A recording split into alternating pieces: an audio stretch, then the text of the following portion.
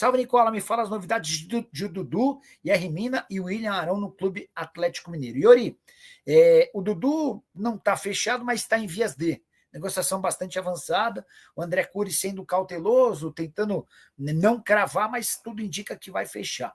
Sobre o William Arão, eu tenho visto vários setoristas do Galo cravando que o Arão vai jogar no Galo. A informação que eu tenho é diferente, de que dentro da comissão técnica, mais especificamente do Cuca, não há intenção de fechar com o Arão e ele não deve ser contratado, tá? O IR Mina está aguardando o fim da temporada para ver o que aparece de proposta. O Guilherme Villanova, Nicola e o Thiago Mendes. Conversei na semana passada com o Paulo Pitombeira e perguntei aí o que você vai fazer em relação ao Thiago Mendes, tem alguma coisa mais quente? E o que o Paulo Pitombeira disse é que vai esperar pela abertura da janela de inscrições no Brasil para tomar a decisão. Se vai esperar porque não tem nada muito quente, não tem nada muito efetivo, né? O São Paulo era o clube que namorava o Thiago Mendes há mais tempo, mas não houve acordo financeiro. O São Paulo passa por uma enorme crise financeira. O Galo também foi especulado, mas dentro do Atlético existe a impressão de que ele não tem a capacidade física que é necessária de acordo com o Cuca, tá bom? Nicola, Dudu vem mesmo para o Galo? Sim. Matheus Mendes é goleiraço, já me chama a atenção quando era reserva no Galo e fez um jogo contra o São Paulo. Assim que o atleta ficou livre, a gente começou uma negociação, sim, com o atleta, com o jogador, assim que ele se desvinculou do clube anterior. As negociações, elas caminharam de certa forma rápido, mas ainda não está fechado. A gente tem trocado documento, ainda não está 100%. É um atleta que nos interessou, né? Como eu disse, a partir do momento que estava livre, um movimento que nos interessou e nos interessa, interessou a ele também, mas ainda não temos a conclusão. Se isso acontecer nos próximos momentos, né? Não vou falar horas nem dias, todos ficarão sabendo. Tá? Paulo, faltam pequenos detalhes, esses detalhes, o que ainda impede o anúncio? Toda negociação ela é complexa, sabe, Cláudio? Não é só salário, tempo de contrato, comissionamento. São documentos, eles estão cada dia mais complexos e às vezes a gente tem alguns pontos que precisam ser debatidos, mas eu diria que a negociação está muito bem avançada. Tá? Ela está caminhando muito bem e está avançada. Tá? Não são pontos principais de uma negociação, mas toda negociação pode não acontecer por detalhes. Tá? Mas está muito bem encaminhado e a gente acredita sim num desfecho positivo. O Brax, uma preocupação do torcedor é que a diretoria sempre fala sobre a questão do orçamento do Atlético e tudo mais. O Dudu é um jogador que tem um salário alto, pelo menos tinha no Cruzeiro. A possível vinda dele no Atlético, essa questão salarial vai dar dentro de um teto que o Atlético tem? O Atlético tem um teto salarial? Breno, não tenha dúvida que se a gente está fazendo um movimento, independente de ser esse jogador ou outro, é dentro da nossa responsabilidade. Então, se a gente faz qualquer tipo de movimentação, seja ela de um atleta livre, que é o caso, ou de algum tipo de movimentação financeira de transação onerosa, a gente só vai fazer com condição de fazer. Tá? Então, nesse aspecto, você pode ficar despreocupado, a torcida também despreocupada, e que a gente só vai fazer com os dois pés no chão. E ressalto, sendo um atleta livre, num momento desse, a gente consegue fazer esse tipo de movimentação. Eu não vou remeter ao contrato anterior em detalhes, eu tenho os detalhes, mas eu te digo que é bem diferente, né, do contrato anterior. Então nós estamos bem tranquilos. Bom. Paulo, só para a gente fechar, se o jogador fecha, por exemplo, o contrato, não pode jogar. Aí nesse caso aí, fica treinando, qual que é a postura do Atlético com relação a ele ou qualquer jogador que vier agora? Qualquer jogador que eventualmente vier agora, a próxima data de registro é dia 2 de junho, salvo engano, que é numa janela que eles estão tratando como exceção por conta do Mundial. Então é uma oportunidade para qualquer jogador de se condicionar fisicamente, de fazer um trabalho bem intenso de uma pré-temporada individual e também coletiva, que a gente acaba fazendo com alguns atletas no meio da temporada. A gente, vocês estão vendo aqui a delegação, a gente está sem o Hulk, por exemplo, já fizemos isso na semana passada. Então sempre quando a gente tem a oportunidade de dar um trabalho diferenciado para um jogador, é muito bom. Então se isso acontecer, Para nós vai ser extremamente positivo ter um tempo de treinamento intenso, específico, direcionado para isso ou para qualquer outro atleta.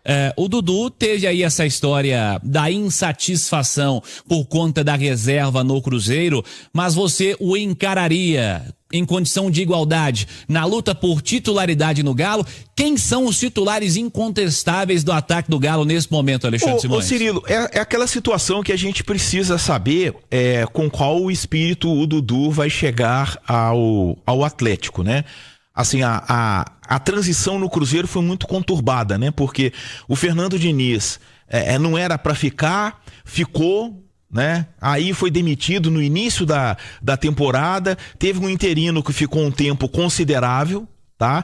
E com o Fernando Diniz e esse interino, o Cruzeiro não conseguiu apresentar um grande futebol, mas dentro daquela bagunça que tentava ser organizada, né? O Dudu teve algum bom desempenho, em alguns jogos mais, em outros jogos menos, mas eu percebia no Dudu pelo menos a tentativa de mostrar alguma coisa.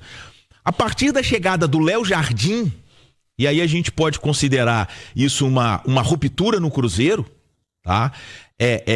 O cenário que a gente teve foi de muito treino e, para o Dudu, pouco jogo.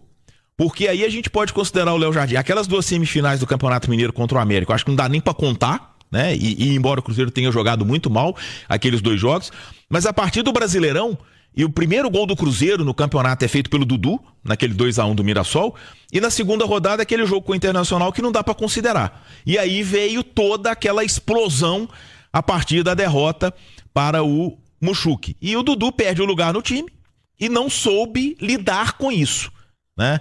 E aí o Dudu perde o lugar no time, acha que foi injustiçado, que é um direito dele, só que o campo mostrou que o Cruzeiro passou a render mais. É inegável que o Cruzeiro do Leonardo Jardim, por mais que tenha tido aquela derrota pro Palestino, por mais que tenha perdido pro Bragantino em Bragança, o Cruzeiro do Leonardo Jardim passou a ter um padrão de jogo, passou a ser um time muito mais confiável a partir das mudanças dele. E aí o Dudu não soube conviver com isso e a partir daí foi só caminhando para sua saída do Cruzeiro. Eu acho que talvez tenha faltado até um pouco de maturidade ao jogador para poder tentar dar a volta por cima, porque a gente viu outros exemplos de volta por cima dentro do próprio Cruzeiro, e até com jogadores muito mais badalados do que o Dudu, como o Gabigol, por exemplo. É justamente esse o termo que eu ia utilizar quando você falou da maturidade, né? Que essa nova transferência e que essa ruptura do Dudu com o agora ex-clube e a chegada ao rival, né, na mesma cidade, que seria uma contratação, caso ela seja de fato oficializada, uma contratação impactante, mas que o Dudu realmente transforma isso tudo em um processo muito importante para que ele entenda o erro que ele teve, né? Para que de fato seja transformado em maturidade, né? Que ele que entenda o que fez de errado do outro lado para chegar ao Atlético nesse momento, onde eu não sei se ele será um titular incontestável, ele briga por posição. Galo tem hoje o Coelho e o Hulk como os caras que mais jogam e também desempenho e qualidade, né? Mas também quantidade de jogos. E tem o Rony também como cara contratado com muito peso. Ainda tem o Júnior Santos. Então tem muita gente com cartaz no ataque atleticano. Vejamos como o Dudu chegará ao elenco do Galo e como ele vai se comportar nesse cenário também. Siga com o Galo, que joga na segunda-feira. Maravilha. Bom, só recapitulando aqui, Cirilo, o Dudu acertando então com o Atlético esse contrato. O Atlético não quer prolongar muito essa negociação. A gente já até averigou outros clubes. Corinthians sem chance alguma. O Grêmio também já disse que não vai entrar nessa negociação por achar o jogador caro nesse momento. Então o Atlético tem caminho livre para fechar com o Dudu, mais tardar na terça-feira a oficialização desta contratação. Ele que vai reencontrar aí 6 ex-companheiros, né? Lá de Palmeiras no Galo. É bom lembrar que o Hulk tá fora do jogo, então o Gino Santos, se for relacionado, não sei se para começar de cara, né? Mas é uma boa opção para o técnico Cuca, que terá que mexer mais uma vez na equipe, e mais cedo eu falava, né? A tendência, se não for com o Gino Santos, é de Igor Gomes ou até de Caio Paulista, porque o Caio Paulista pode jogar tanto na ponta lá de atacante, já entrou assim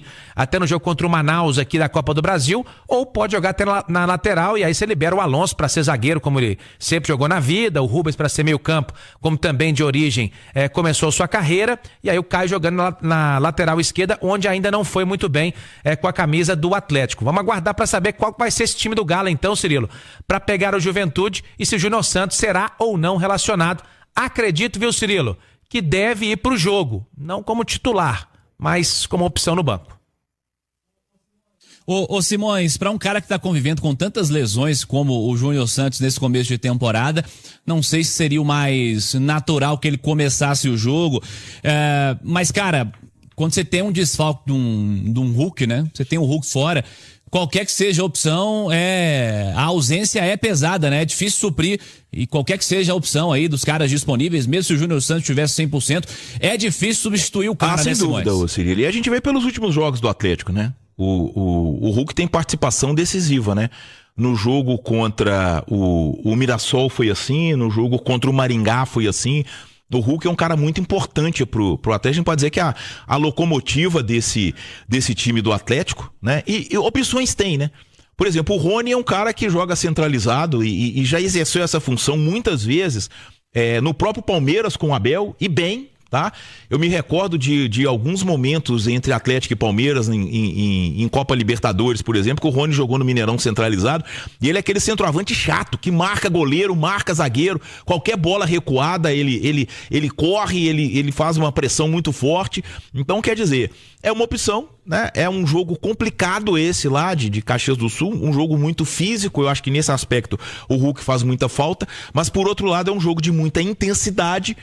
E o Atlético, por mais que perca tecnicamente, né? O Atlético não tem ninguém que possa, a gente dizer assim, ou seja um substituto do Hulk, mas pode de repente compensar isso com uma intensidade de jogo e para poder superar o Juventude lá, porque é um jogo muito importante para o Atlético, viu, Cirilo? Do ponto de vista matemática da classificação, o empate do São Paulo lá com o Fortaleza ontem, essa também, né? Essa partida entre Grêmio e Santos, quer dizer, o Atlético vencendo, ele consegue pegar, porque a classificação ainda está muito achatada, né? Por mais tá na zona de rebaixamento, mas a distância lá para frente é de 3, 4 pontos. Então, uma vitória, né, vai fazer o Atlético aí subir para o meio de tabela sem dúvida nenhuma, e aí já tira um peso das costas, que é esse de ficar ocupando zona de rebaixamento do Campeonato Brasileiro. É o torcedor atleticano Galo que pode parar hoje na 10ª colocação do Campeonato Brasileiro, dar um salto importante caso conseguir vencer fora de casa a equipe do Juventude,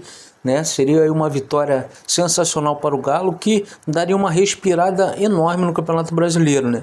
O Galo, que atualmente está na zona de rebaixamento, né, com a vitória chegaria a 9 pontos e daria um salto super importante, né? Saltaria lá para a 10ª colocação do Campeonato Brasileiro. Cara, é uma vitória até para dar uma respirada, né?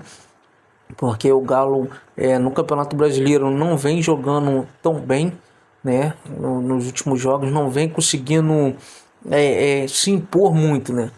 O Galo tem sofrido muitos gols, né? A defesa tem sido um grande problema para o Galo, que tem que sempre correr atrás do resultado, né? Então isso é complicado. A gente quer ver aí que o Galo consiga se impor dentro de campo e fazer valer aí a força do investimento que a equipe fez para esta temporada. Deixe sua opinião nos comentários, não esquece de deixar like no vídeo, se inscrever no canal e ativar o sininho de notificações.